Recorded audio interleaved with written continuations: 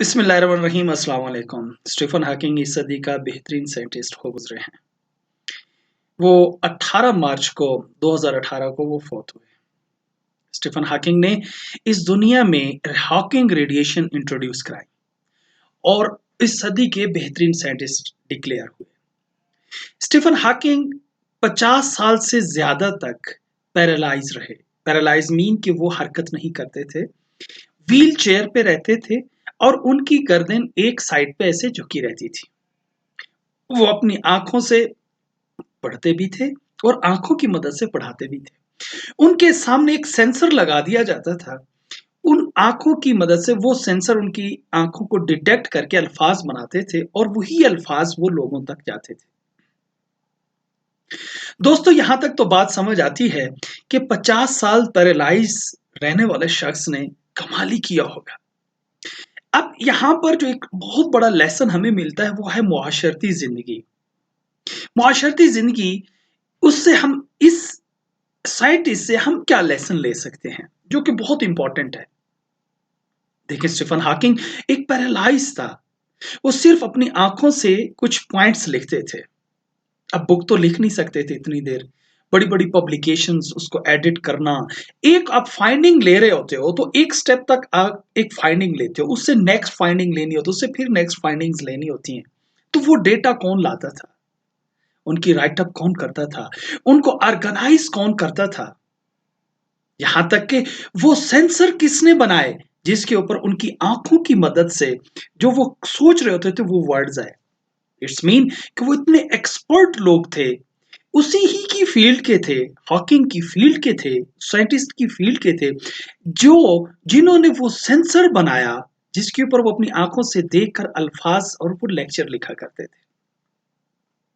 दोस्तों, सोचने की बात यह है कि वो लोग कितने एक्सपर्ट थे जो स्टीफन हॉकिंग की वो फाइंडिंग्स को लेके उसके ऊपर काम करके नेक्स्ट उसको आके उसके रिजल्ट्स बताते थे, जिसके ऊपर वो थिंक करते थे। थिंक करने के बाद जो भी प्रैक्टिकल वर्क था तो वो उसके दोस्त या उसके वो साइंटिस्ट या उसके कुलीग्स करते थे।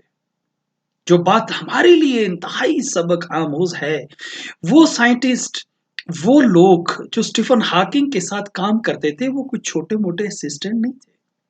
इट्स मीन, मैं आप हिस्ट्री में जाके देखें, वो बिग नेम बहुत बड़े साइंटिस्ट थे, लेकिन आज भी नाम हॉकिंग रेडिएशंस रखा गया उस पैरालाइज साइंटिस्ट का। उन लोगों ने उस स्टीफन हॉकिंग को स्टीफन हॉकिंग बनाया, जो उसके कुलीग थे, जो उसके साथ रहते थे, जो उसके साइंटिस्ट थे, जो उसके फेलोज थे, जो उसकी बातों को समझते थे। उन्होंने स्टीफन हॉकिंग को स्टीफन हॉकिंग बनाया। स्टीफन हॉकिंग की थ्योरीज को पब्लिश किया, बुक्स शेपिंग दी, जो वो असाइनमेंट देता था उस पर काम करके आते थे।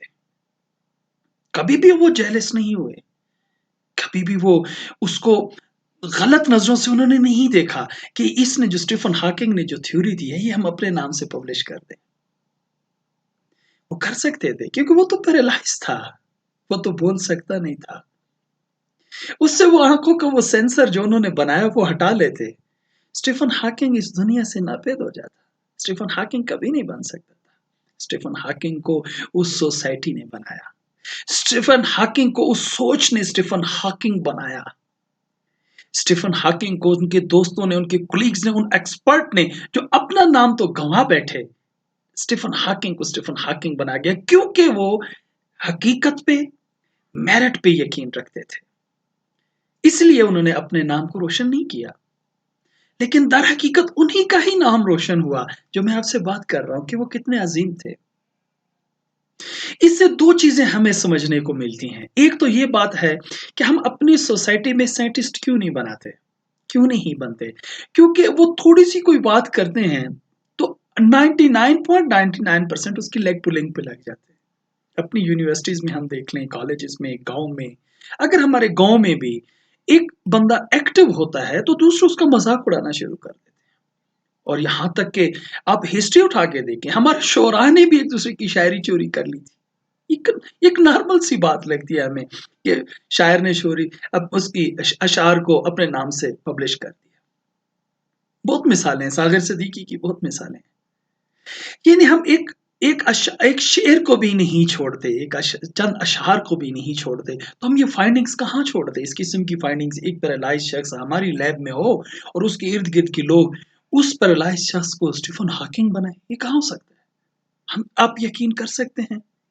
इम्पॉसिबल है, इम्पॉसिबल। मीन कि हमारी सोसाइटी किस हद तक घिर चुकी है। हम अपने म्यार से कहाँ तक घिर चुके हैं, हम अपनी रवायात से कहाँ तक घिर चुके हैं। स्टीफन हॉकिंग जैसी सोसाइटी अगर यहाँ पर भी लोगों को मिले, आप हैरान हो जाएँगे, ऐसे-ऐसे ब्रेन निकलेंगे जो कमाल काम करेंगे और उसका रिवार्ड पूरी सोसाइटी को, उनके दोस्तों को मिलता है, जैसे कि स्टीफन हॉकिंग के दोस्तों को मिला। आज पूरी दुनिया में उनका नाम है, उन रेडिएशंस का नाम है, उन पब्लिकेशंस का, उन बुक्स का नाम है। उठे एक अहद करते हैं हम, कि हम एक-दूसरे को बूस्ट करेंगे। हम एक-दूसरे की पॉज़िटिव बातों को हाइलाइट करेंगे, हम एक-दूसरे की नेगेटिव बातों को नेग्लेक्ट करेंगे। तो याद रखें आप बहुत अच्छे साइंटिस्ट पैदा कर सकते हैं, जो कि हम नहीं कर पाते, अपनी इसी ही गलती की वजह से। अल्लाह ताला से मेरी दुआ है कि अल्लाह ताला हमें साबित कदम रखे और हम एक अच्छे इंसान बने और अच्छे साइंटिस्ट पैदा कर सकें। बहुत शुक्रिया, thank you very much. Like करें, शेयर भी ज़रूर कीजिए।